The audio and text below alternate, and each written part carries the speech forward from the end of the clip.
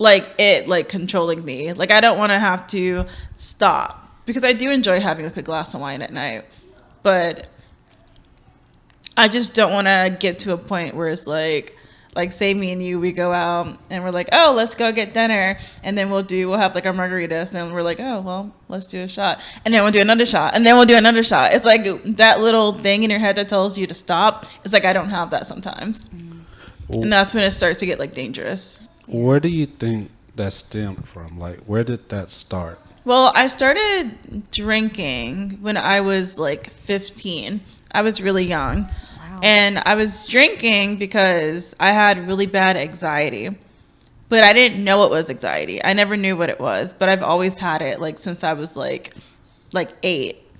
And I would talk to my parents about it. I would talk to like my sisters about it. And like no one like could tell me like why I was having these feelings and thoughts and why I was so anxious. The only thing that helped was alcohol.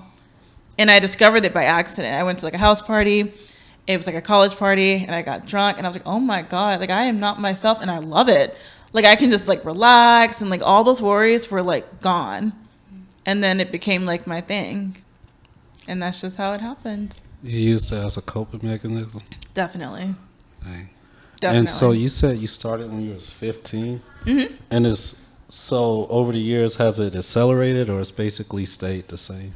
It wasn't that when I was drinking when I was younger, it wasn't like bad. It was like normal teenage, like just drinking. Just trying it because you went out with your friends. Exactly. You know? Like it wasn't like everyone was doing it. Yeah. But then like it really got kind of like intense whenever I started bartending.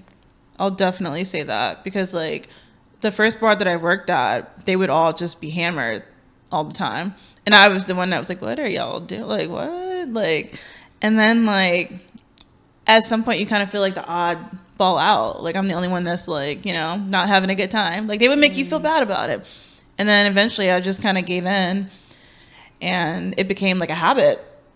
It was like, okay, going to work, getting plastered, and yeah, very toxic. Very toxic. Yeah. When did you recognize that you were falling into alcoholism? Like, because a lot of people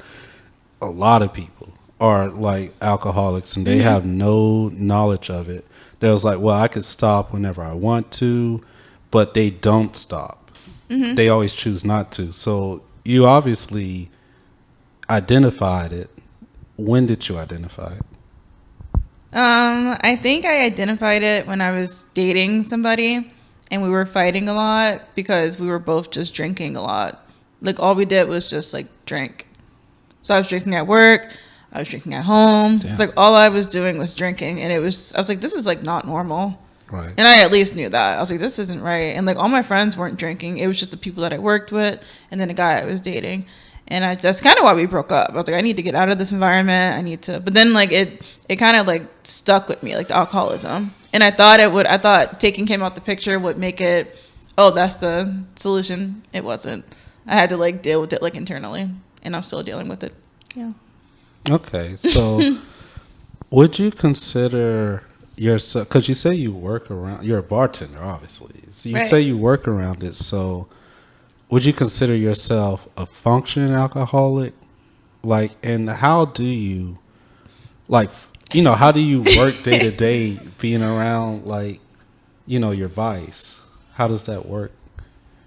It's not so bad anymore because I'm so, like, self-aware, and I have a plan now. So, but before I had, like, structure, it was kind of like a hot mess, because, like, someone will be like, hey, can I buy you a shot? I mean, you want to say no, but then like the most minor inconvenience will happen, and you're like, I need a shot. Yeah. And you really don't. It's just your mind playing. It's the disease. Like alcoholism is a disease. And